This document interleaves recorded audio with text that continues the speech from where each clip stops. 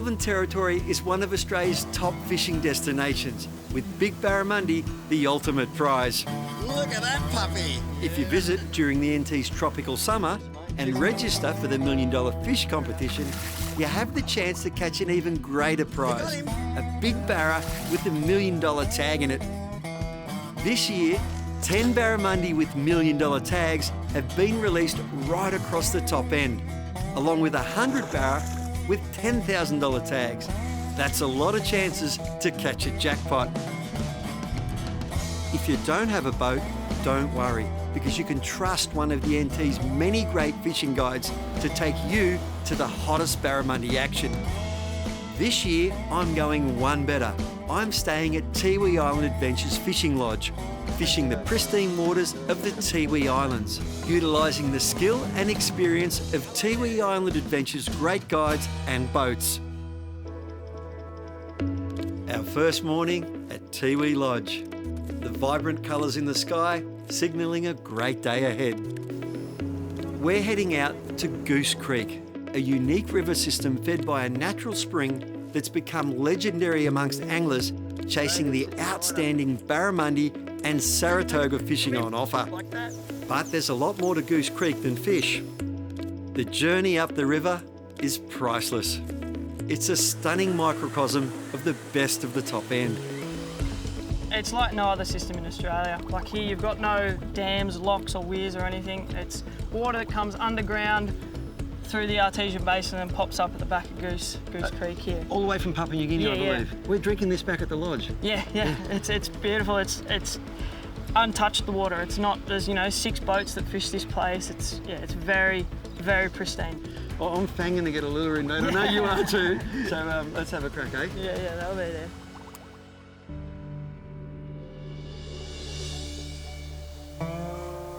There's one, okay, here he comes. He's on it, got him. Oh, that was cool, he just came out.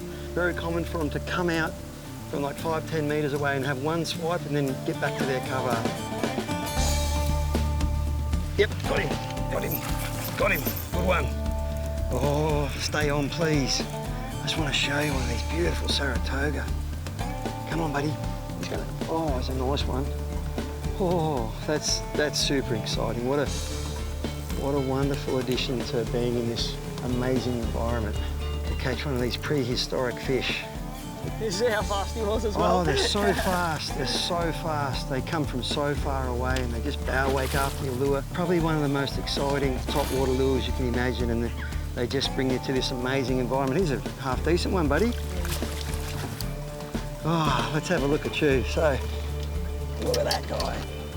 Oh, he's a ripper. That is a beautiful Saratoga up here in the Tiwi Islands. Come and tell me a quick bit about this fish and we'll get him back in the water. So if you have a look on his chin here, you can see he's got like a beard. Yep. 2 little feelers. He uses them, he's just very sensitive. They can sense anything that's in the water. You've got him good there too, pinned him right in the top of the jaw. All right. He's got a bit of, it's an old scar on him or something. But yeah, they're like dragons. little freshwater dragons. Yeah. Let's get him back. This is addictive fishing. The chase is so exciting every time. Got that one. Got him. Okay.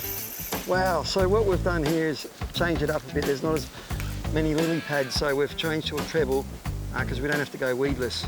Nice Saratoga on here, and it's so exciting because you run along the bank and you cover a lot of water, and one's going to come out, and sometimes they'll come out from 5-10 metres away and bow wake behind it, and they want it with intent. You normally get one chance at them, and then they won't come back because you've displaced them from their home. They want to go back and hide from everything else that's going to eat them. But this is a nice Saratoga. He's a beauty.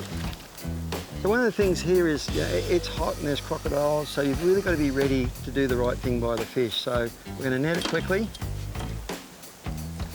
Okay, bring him up here. And keep him out of the water as little as possible. That's a ripper. How big's that one, Curtis? Oh, heavy. Caution 65. It's a monster. There's a atomic soft pop in the treble that we've gone to, just to give us a bit more opportunity to get him in the soft part of the bottom of the mouth. Now they sit in the water level like that, right under lily pads. Their back can be dead straight, and they look up You can see that mouth, look at it. Turns up and it just wants to eat off the surface. Prehistoric fish that have survived here for eons in this beautiful yet harsh environment. And they're here for you to come and catch and enjoy and get back in the water. Nice.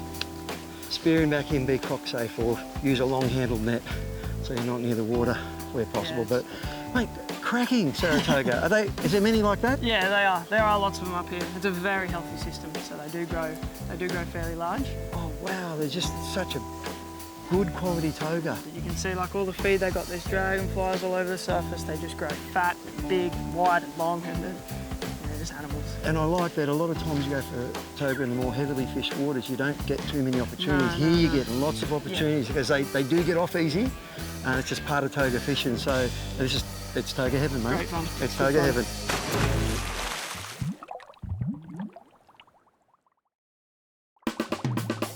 We're fishing beautiful Goose Creek in the Northern Territory's Tiwi Islands, and the Saratoga fishing is as good as I've experienced. This guy chased it 10 metres out from the bank and grabbed it right at the boat. I've never seen Saratoga fishing this easy, ever. A lot of people will be up here for the $1 million fish, but it'd be remiss of you not to experience these fish because they are a $1 million experience and one of many fishing experiences here in the NT that are absolutely priceless. Beautiful. And the toga. They've actually got some half-sharp teeth in them, but you pin them like a lot of fish. There you go. There he goes, sucked in that soft pop. And that is just a beautiful Northern Territory Saratoga. We'll get the hook out and get him back as quick as we can.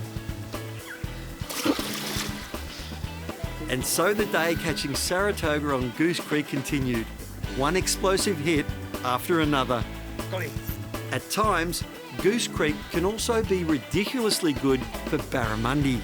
And since at least one of the 10 barra with the $1 million tag in it was released in the Tiwis, this is a potential spot to catch a fortune.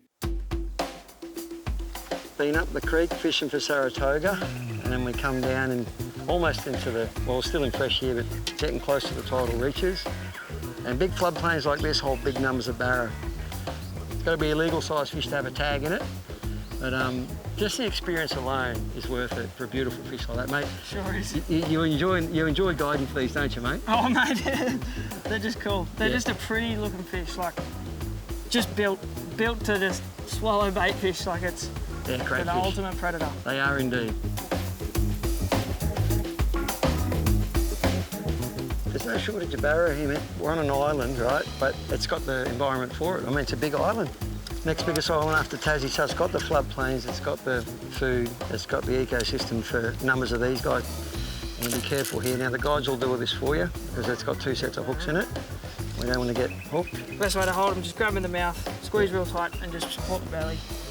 Now, only a little guy, not legal, so we can't take him home for dinner and he can't be tagged for the $1 million fish, but we're going to get him back and keep on casting. No shortage of them. It's cool to see, isn't it? It's a nursery, clearly. There's lots of them with the habitat and everything here, but do you see bigger ones as well? Yeah, for sure. Yeah, we get big ones all the time in those drains. It's just random. Like you'll catch a million little ones and then all of a sudden, bang, there's a big one. When you say a million, you can pull up on a drain like that and get 20, 30 fish in an hour. Yeah, for sure. You've got all that bait running out of the drain. It's just a ground zero. This amazing fishery is vitally important to the Tiwi Islanders, so monitoring it makes a lot of sense. Hey, g'day, mate. There you go. Good. Rob. James, Tiwi Islands Fisheries Inspector. Nice to meet you, James. How'd your day go? Well, I had a magnificent day. Went for Saratoga up Goose Creek, and all catcher and release. It was good That's fun. the go. Hey, do you mind if I come aboard and check your air gear and your safety gear out? Not at all. She's a nice boat. Local fisheries inspectors are trained to manage and conserve the fishery, to check catches and safety equipment, to enforce the rules, and investigate any illegal fishing activity occurring on country. So it must be pretty important to you to protect this place in country. Oh, it's very important, you know, like for the future generation of the children, up and coming, the old people, especially, you know, you guys that come over here and fish these beautiful waters. Oh, You know, we need to keep our stock of fish out there. Yeah. Great, our reef's healthy. Get rid of ghost nets, all that sort of stuff. Yeah, and, you know, there's 10 of us rangers. It's a big job, big island. Yeah.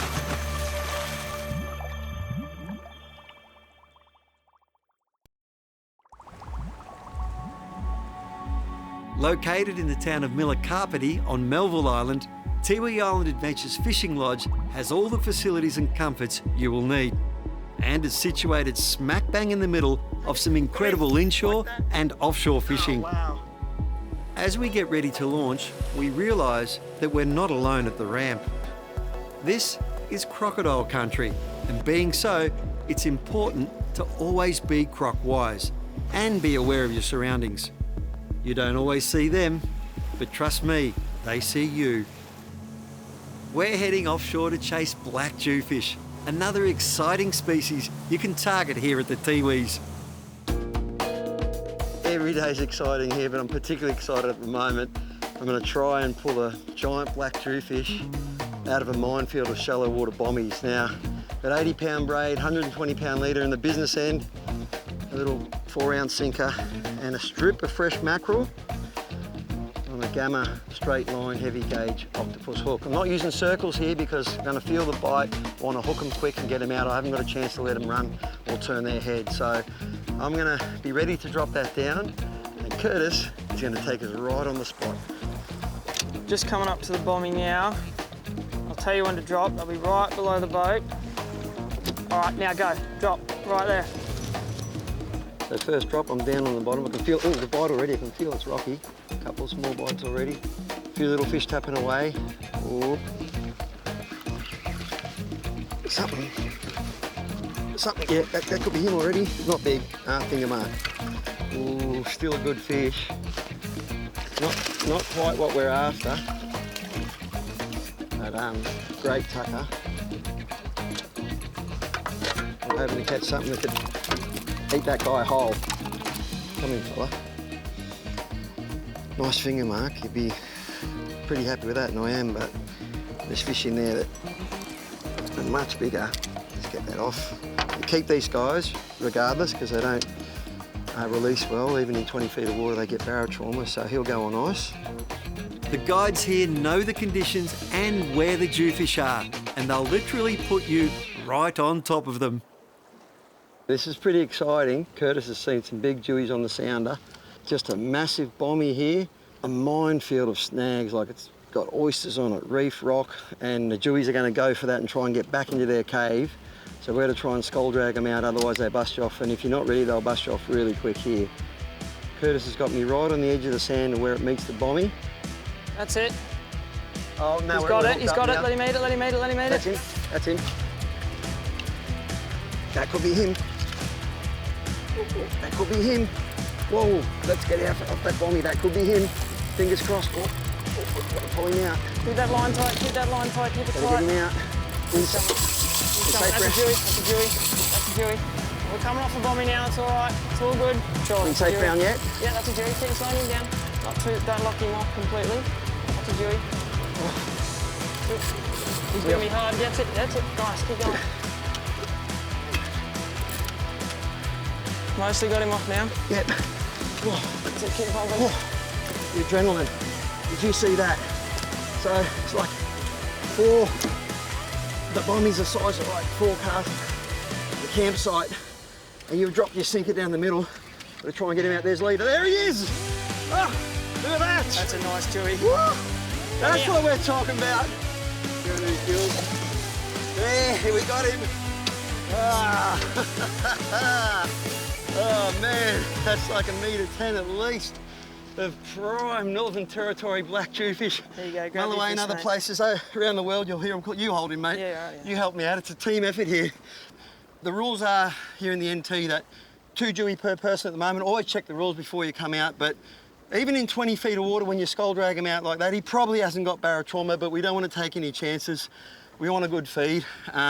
Even if you've caught a small one, you've got to keep it 2 each and then move to look after the fishery. But you normally keep them anyway, Curtis? Yeah, they're a good feed back at the lodge. Oh yeah, come here. Slow down, calm down. There's that gamakatsu in the corner of the mouth there.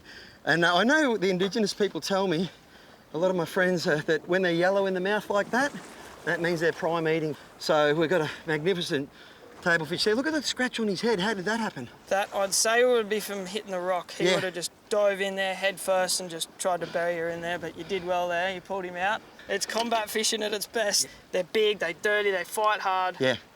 And good tablefish as well. Look at that tail there. Look at that power in the tail. When they haven't got a fork in the tail, it means they've got power at short speed like a sprinter and power like pulling power. But anyway, all right, mate, we'll get this guy on ice. Thank you so much, mate. We'll look after him. Mate, that's made my day.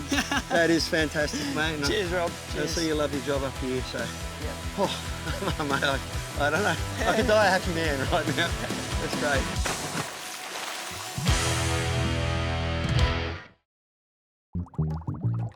I'm fishing in the Tiwi Islands with the team at Tiwi Island Adventures.